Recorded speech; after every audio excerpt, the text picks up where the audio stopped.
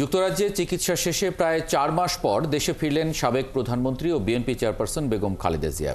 সঙ্গে ছিলেন 2 পুত্রবধূ। সুস্থভাবে দেশে ফিরতে পারায় দেশবাসীর প্রতি কৃতজ্ঞতা জানিয়েছেন বেগম খালেদা জিয়া। তার দেশে ফেরাকে দেশের গণতান্ত্রিক উত্তরণের জন্য মাইল ফলক বলে উল্লেখ করেন বিএনপি মহাসচিব মির্জা ফখরুল ইসলাম আলমগীর। বেগম খালেদা জিয়ার নেতৃত্ব গণতন্ত্রের পথ আরও সহজ হবে বলে আশা করছেন তিনি। শফিকুল হকের প্রতিবেদন। ভিন্ন আবহ আর অনেক প্রশ্নের উত্তর নিয়ে দেশে ফিরলেন বিএনপি চেয়ারপারসন বেগম খালেদা জিয়া। সকাল 11:15টায় বেগম খালেদা জিয়াকে বহনকারী কাতার রয়্যাল এয়ার অ্যাম্বুলেন্সটি হজরত শাহজালাল আন্তর্জাতিক বিমানবন্দরে পৌঁছালে তাকে স্বাগত জানান দলের সিনিয়র নেতারা।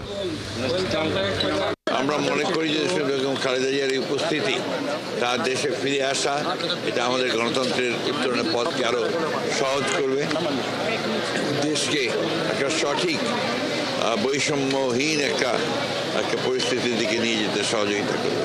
বিমানবন্দরের আনুষ্ঠানিকতা শেষে বেলা 11:20 নেতাকর্মীদের বাঁধ ভাঙা উল্লাসের মধ্য দিয়ে বিমানবন্দর থেকে গুলশানের বাসভবন ফিরোজার উদ্দেশ্যে রওনা হন সাবেক এই প্রধানমন্ত্রী। সঙ্গে ছিলেন 2 পুত্রবধূ। দীর্ঘ 17 বছর পর দেশে ফিরলেন বড় ছেলে তারেক রহমানের স্ত্রী জুবাইদা রহমান, যা বিএনপি নেতাকর্মীদের মাঝে তৈরি করে আরেক উচ্ছ্বাস। সকাল থেকেই হাজার হাজার নেতাকর্মী বিএনপি চেয়ারপারসনকে স্বাগত জানাতে বিমানবন্দরের পথে পথে জড়ো হন। খালেদা জিয়ার গাড়িবহর বিমানবন্দর থেকে বের হওয়ার সময় স্লোগান ও করতালিতে স্বাগত জানান নেতাকর্মীরা।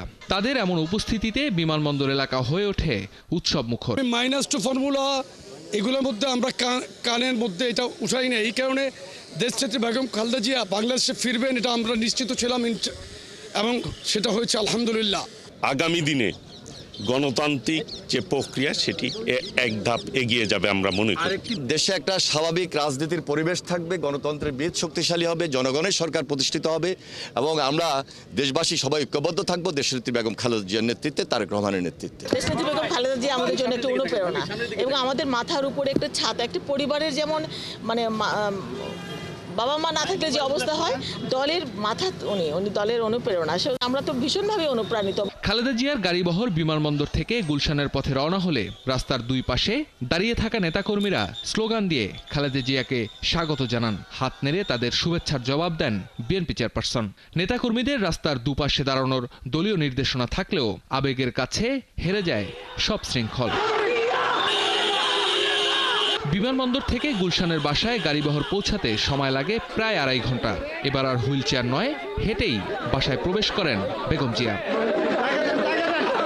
চিকিৎসার পর এখন কেমন আছেন বেগম খালেদা জিয়া, সে বিষয়ে সাংবাদিকদের ব্রিফ করেন তার ব্যক্তিগত চিকিৎসক। দেশনেত্রী বেগম খালেদা জিয়ার কথা এক নেত্রী মাঝে মাঝেই বলতেন, এখনো যায় না কেন, এখনো যায় না কেন।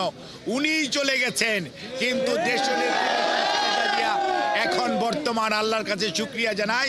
কাজেই মনে রাখবেন, যখনই প্রয়োজন, জাতির প্রয়োজনে বেগম খালেদা জিয়া নেতৃত্ব দিবেন।